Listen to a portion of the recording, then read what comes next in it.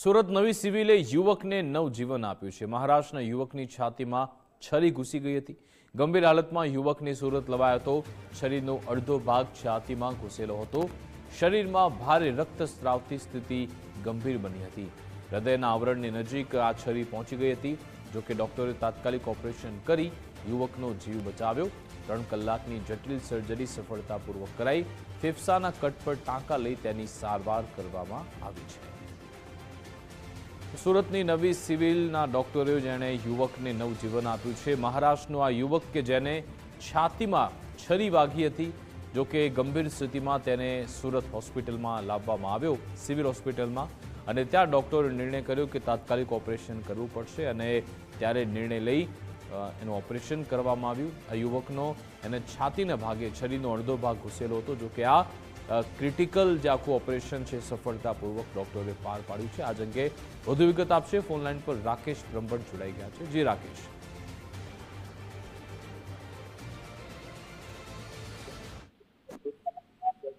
જી રાકેશ।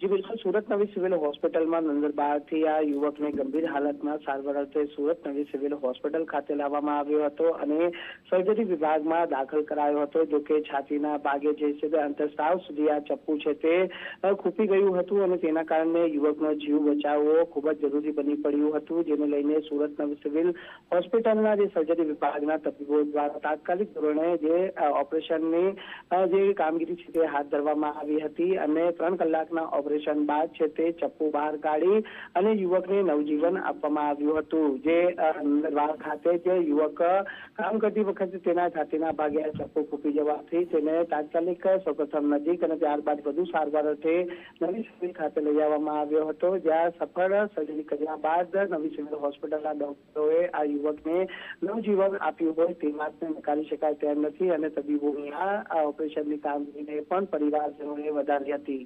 જી બિલકુલ, આભાર તમામ જાણકારી આપવા બદલ।